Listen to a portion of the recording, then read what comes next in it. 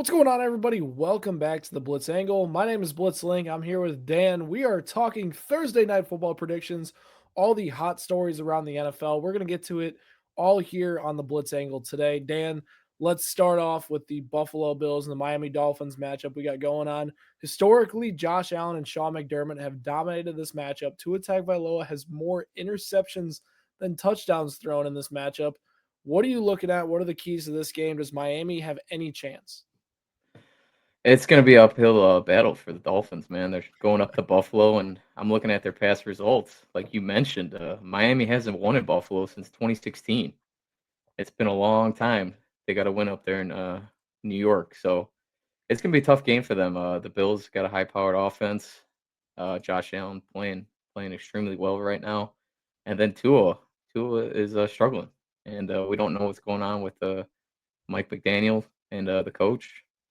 So this is a very intriguing matchup for me, and I mean, the thing I'm most looking forward to, it doesn't have anything like football related. I'm really looking forward to these jerseys, these new rivalry jerseys. They're gonna show off. The Bills are gonna be the white, icy whites, and the Dolphins got some cool, like deep water blue, aqua jerseys that I don't know. That's what I like.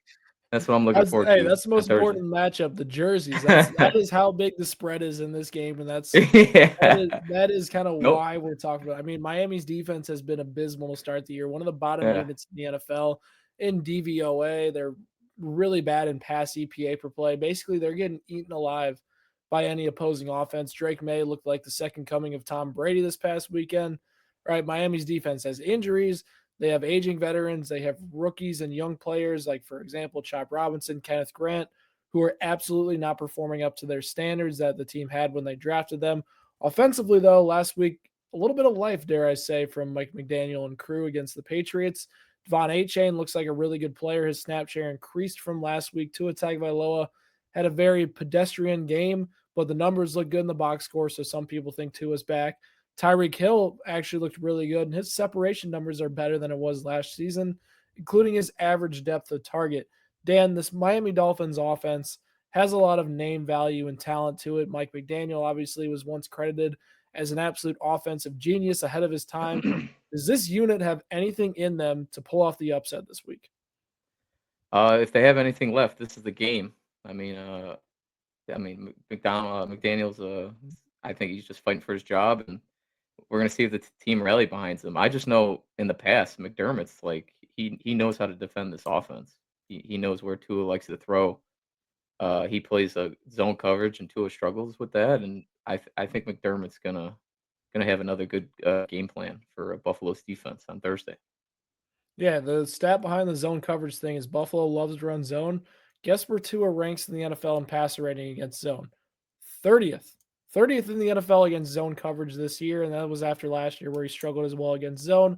McDermott's defense matches up really well. Yeah, they're probably going to be without Ed Oliver, Matt Milano Yeah. this week as well. Looks like they could be missing some other guys in the secondary. Sure, that looks good on paper for the Miami Dolphins, but Tua Tagovailoa has not been able to exploit the Sean McDermott defense, whether they've been healthy or not, because in years past, we've seen this Dolphins offense firing on all cylinders, the Bills missing guys, and the Bills have still been able to come out on top in this matchup, despite the Dolphins potentially even having more talent than them. So I'm going to ride with the Bills defense handling the Miami Yeah. Dolphins offense. On the other side of the ball, this is a great game for Josh Allen to boost his stats, maybe, dare I say, potentially earning a second MVP. Obviously, last week, pedestrian 130 passing yards. They dominated. They just ran the ball down the throats of the New York Jets. Their defense ate alive Justin Fields. Dan, what are you looking at on the other side of the ball between the Josh Allen led Bills offense versus the, I don't know, Bradley Chubb led Miami Dolphins defense? Yeah, I mean, Josh Allen should have another strong game for as long as as long as he wants to. If the game gets out of hand, they might just continue to feed James Cook. I know he had a long score this past Sunday, so I think the Bills' offense, should have their way on Thursday night. They should be able to do whatever they want. They're going to be rolling, and yeah, that Miami Dolphins that I thought was going to be improved. They got the rookie from on the defensive line, Kenneth Grant, and they got some pass rushers on that squad that I thought the unit would be a little bit improved this year, but they haven't shown that so far. So after 2 games, I think the Bills offense should have the advantage. Yeah, I mean, The Dolphins defense has not shown kind of the defensive investments they've tried to make on that defensive line through the Yeah. draft. They've obviously have some aging veterans mixed in there as well that are nowhere near their production levels that they used to in the past. And then they try to add Minka Fitzpatrick, trading Jalen Ramsey for him in a very interesting trade. The defense is in a really bad spot right now, and Josh Allen and Buffalo are one of the top offenses in the NFL, whether it's through the ground, whether it's they're trailing in a game, they got to find a way back. They're very versatile in the fact that they can go through and make a play. As far as fantasy football purposes go, I think Dalton Kincaid has a really solid matchup against the Miami Dolphins defense, where they've allowed 8.9 yards per target to the tight end position and 30th in catch rate to the position at tight end. So I think Dalton Kincaid is a sleeper start this week in fantasy football. But besides that, should be a Bills cruise to victory. I'm going to go 31-17 final score. Bills win, move to 3-0. Miami moves to 0-3, and Mike McDaniel's seat gets even hotter. And I think Tua Tagovailoa's seat starts to warm as well, as the Dolphins fans are starting to get fed up with this production on both sides of the ball. Dan, what is your prediction for the final score? Man, the final score. Let's see. What do we got total here? Put me on the spot here. Let's see. Total. What's the total here? 49 and a half. What would you say? 30-17? 31-17. Okay. Let's go 49. Yeah, that's about right. I'll go I'll go 30. Man, do you think Miami's gonna score 17? Let's Garbage time is go. the thing. Hmm. I'll go 30-14. Okay. Okay. All right. Well, there you heard it. The Buffalo Bills are going to roll against the Miami Dolphins, but this isn't the only thing we're going to be talking about on this show. Let's kind of talk about a Monday night recap slightly with an injury. Khalil Mack is finding himself on IR. Massive loss for those Chargers defense, as Mack has been one of the best defenders in the NFL over the last decade. He has off to a really good, strong start to the season. Big time loss. Dan, what are your thoughts on the Chargers after their win against the Raiders and the potential impact of Khalil Mack being out for a significant amount of time this year? Yeah, has it officially come out? Like, Yes, officially IR. really? For out for the year? No, Wow, not out yeah, for the because I year. He's going to be out oh, for okay. several weeks. Okay, yeah, it looked bad, because I was there at the game, and I saw it when it happened, and it looked bad, and I mean, he immediately grabbed his arm, wrist. So just, hoping for a speedy recovery for Khalil, but, yeah, I mean, the Chargers have a strong defense. I mean, the Chargers lost Khalil Mack, and then, Bud Dupree came in, so they have depth. They have depth along the line, and the important part of that defense is the secondary. They play really well, led by Derwin James. They communicate, and they run that zone coverage to a T out there in Los Angeles. So, obviously, it's a huge loss. Khalil's really good in the run game, but I think they're gonna be just fine with the Chargers. Yeah, I think there's a ton of depth that you kind of mentioned where the Chargers have that luxury right now in terms of, plugging and playing different guys. Obviously, you can't replace Khalil Mack, but how can you make No. up for it? You run a lot of zone coverage on the back end, what the Chargers excel at, and you have other players that make a significant impact on that side of the ball. Sure, they might not be as, I don't want to say talented as they were. They're not going to be as good as when Khalil Mack's on the field, obviously, but this is still going to be a Yeah. tough unit to match up with on a weekly basis. I love this matchup against the Broncos this week. I think it's going to be a good test for both teams. Obviously, the Chargers opening up with 3 AFC West games to open the year kind of feels crazy with how they've started. I mean, very good for them. But I think the Chargers are going to have to rely on a ground game that's been non-existent through 2 weeks. They've said, "Hey, Justin Herbert, we're going to air the ball out a lot," and it surprised the Chiefs in Week 1, surprised the Raiders in the first half, and then the Raiders made some adjustments in the second half and found a little bit of success there. Dan, do the Chargers got to get back to the ground game, or are the Chargers going to falter if they continue to pass this much and defenses start to make adjustments? No, I think Herbert's playing really well right now. I mean, I'm surprised. I mean, I don't know who thought Herbert was gonna be throwing like this to start the year, 'cause everyone I talked to didn't expect this. I mean, we all thought coming in that, Jim Harbaugh is just gonna run the ball 30 times a game with Hampton and Najee Harris, but instead totally flipped the script on us, and he's just continuing to let Herbert throw dimes all over the field, which is, I mean, he's capable of doing it, and I've been waiting for this, but I'm just shocked, and I'm wondering if he's going to switch against a Broncos secondary who's elite. I mean, you got Patrick Surtain, the rookie Jahdae Barron, uh, what they got the linebacker from San Francisco. What's his name? Greenlaw, Greenlaw. I think Greenlaw's out Yeah. right now. Oh, he is okay. So just that whole defense of Benito, their whole pass rush is everything about their passing defense is elite. So I'm wondering if the Chargers are going to flip the script and start running the ball down their throat. So it'd be interesting to see, and that's what I want to watch. And the Broncos are going to be desperate. I mean, they lost a heartbreaker against the Colts, a last-second field goal penalty called leverage. They allowed the kicker to go up 15 yards and an easy 45-yard kick for the guy. So it's going to be an important game in the AFC West. I mean, and it's a huge game for the Chargers if they can get a 3-game lead over everybody in their division is huge for them. So this is a big game. Yeah, that would be a massive step in the right direction for them, being able to do that. I think the biggest thing though is having weapons like Lad McConkey, Keenan Allen, Quentin Johnston's helped Herbert a ton. But I think the biggest thing with this team is they're catching people off surprise with their game plan. They need to get Yeah. Amarian Hampton and Najee Harris going if they're going to maintain this type of success over the course of a season because defenses they're going to make adjustments. And if they try starting to stop the pass more, you go back to that heavy running game. They got to be able to have that card in their back pocket if the Chargers are going to live up to the expectations I think everybody has for them now, which is a Super Bowl. Let's talk about some injuries this week. We know that Joe Burrow is going to miss 3 months, significant amount of time. The Bengals are 2-0 right now, Dan, though.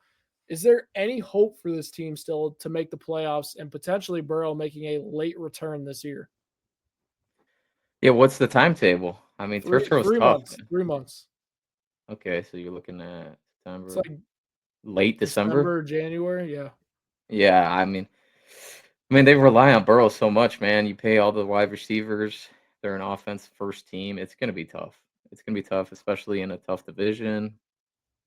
I don't know what their schedule is but I don't know about you, but I don't trust the backup cornerback Browning. I mean, he's not Joe Burrow, obviously.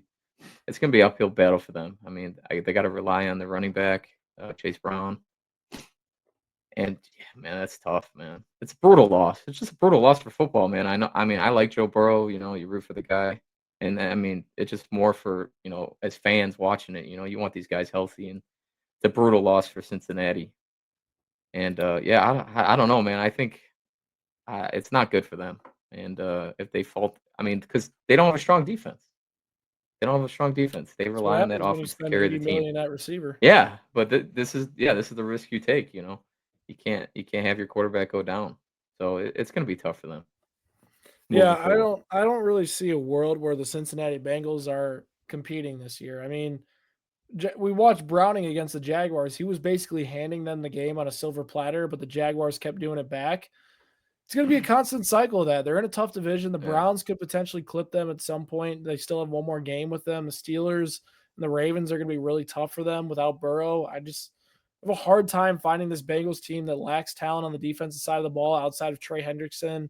Uh, that they're just going to be able to come up in these big moments. They're just not going to. And I know you have Jamar Chase, Chi Higgins are still there, but Jake Browning's not that guy that's going to consistently lead this team. I know he was around 500 in the end of his tenure of that 2023 season, but I don't see what I saw from Jake Browning the other day and feel confident as a Bengals fan that despite us being 2-0, we could potentially be 10-7 and get into the playoffs somehow. I think that's a little bit unrealistic. I think the Bengals, if they do find a way in, I mean, is their ceiling a first round exit though? Even with Burrow, their defense isn't very good. With Burrow, they were still struggling to move the ball consistently because the offensive line had no sort of run blocking and they couldn't get a running game going. So it felt like even with Burrow, there were a lot of limitations. Now you add in a much worse quarterback in Jake Browning. It's going to be incredibly hard for this Bengals team to make significant noise this year. And best case scenario, they get an earlier pick in next year's draft and could build more defensive talent around this team that desperately needs it. And I don't think that's the worst case scenario for them.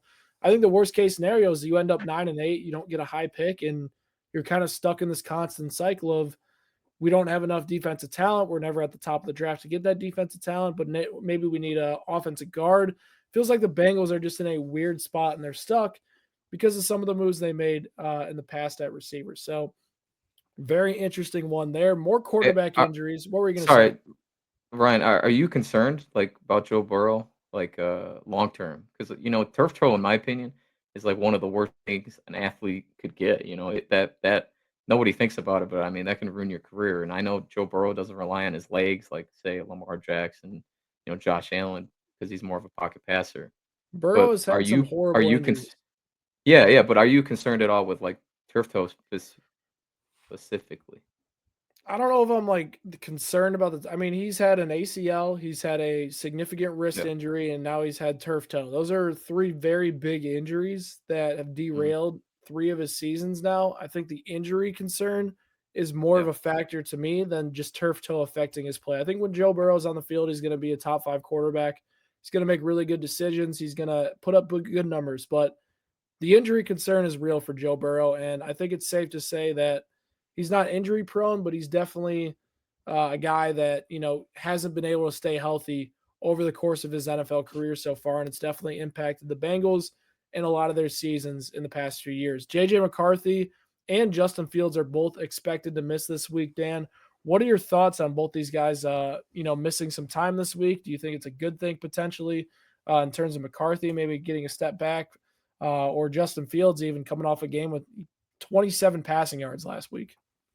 Yeah, no, we'll start with JJ first. It's a tough blow for Minnesota because yeah, I mean he missed all last year with an injury, so that's 2 years in a row he missed games with an injury, and that's just brutal. He's a young, he's technically a rookie this year.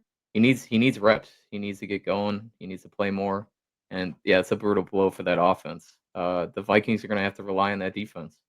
I know they had a solid game Sunday night, even though they lost. But yeah, that's a brutal blow losing JJ McCarthy, and then maybe Wentz. They're looking at Wentz to step up, and Sneaky. y- yeah, Kevin O'Connell, just like we said with Daniel Jones in a video.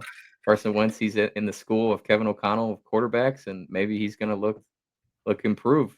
He's been a veteran for what he got drafted in 2017, second Sounds about right. overall. Yeah, so I mean, we're gonna see what he's like. I mean, he's gonna be slinging it, and maybe Justin Jefferson has a big game. But I I think, mean, yeah. Justin Fields. Oh, sorry. Go ahead. Go ahead. No, I was going to say about that. I think Carson Wentz could be in for a nice game. I mean, you mentioned Daniel Yeah. Jones, Sam Darnold coming through, having a little bit of a quarterback regrowth of their careers. Carson Wentz signing with them was like, hey, maybe I'll do that. It was with Andy Reid last Yeah. year. Obviously, the one game he played, It's it was true. Yeah. abysmal. But who knows what we're going to get from Carson Wentz this week? Yeah. And Speaking of that, the offensive line, the Vikings offensive line has to improve too. I mean, they're getting JJ they're a good killed. unit on paper. They're just missing Yeah. Darrison. Yeah. Yeah. So it's But like, yeah, what's going on? 6 I sacks don't last know. week, 5 tackles for loss. Yeah, they got to There is a improve. lot They got of, to. what's I'm starting to notice is I think pass rushing has significantly leaped offensive line talent, and this is why we're getting worse production from passing games. I mean, offensive lines are not as good as they used to be, and Yeah. pass Oh yeah. rushers are just really good. And it's causing offenses to stall out more and more often. I don't know what's going on, and we need to fix this NFL. So stop making pass rushers human freaks off the outside and making offensive linemen It's bad. We all want more points. Yeah, no, I think it's more the college game. All these guys develop the offenses they're in, spread, Yep. high scoring. I think it starts in college, and then that's why the big time offensive linemen get paid a lot of money in the offseason. Teams I realizing this has been happening for years, and yeah, there's definitely needs to be a change. There does. I mean, listen, Jalen Hurts can throw for 100 yards every game and get a W behind an absolute wall of offensive line. So, I mean, whatever it takes to get those guys. Justin Fields, on the other hand, let's talk about him. Yeah, Fields, 27 passing yards, Dan, last week. He's out this week with a concussion. The Justin Fields experience is in full effect right now. yeah, man, that's too bad, man. I mean, he had such a good game, week one, and then yeah, poor guy gets a concussion week two, and then you got Tyrod Taylor, man. I Hey, he mean, threw the he threw the OG. ball to Garrett Wilson last week, so I wasn't Yeah, he mad can about that. throw. It's amazing, man. He can still throw. I mean, I wouldn't say he's the strongest arm, but he can still play, man. 36-year-old. I mean, he's been in the league since 2011. That's awesome. I mean, it's gonna be. Let's see, what do we got here? Sorry, let me pull up this. What do I we will got say the today? Bucks defense who they're playing. Yeah, it's a tough game. Yeah, Bucks Their 7. pass rush looked really good, so I think the Jets are gonna have their hands full with that unit. Oh, The yeah. Bucks defense has honestly proven themselves to be a much better unit than they were last season, so I like what I'm seeing from them.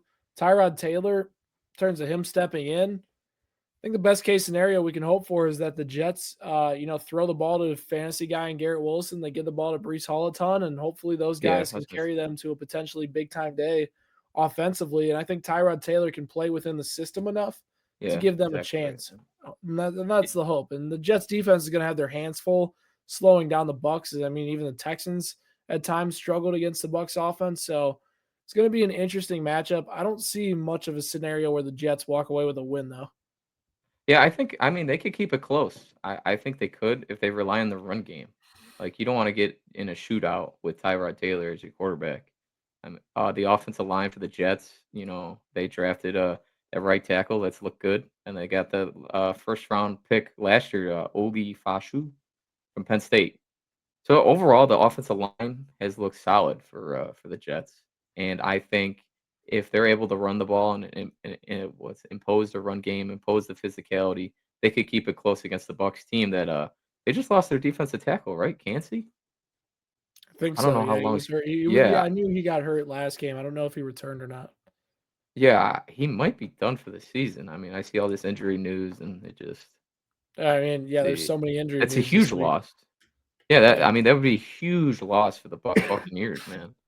yeah. So, let's see if the Jets can keep it close. It's always tough going to Tampa Bay early in the year, dealing with the humidity, just going to Florida, playing a football game.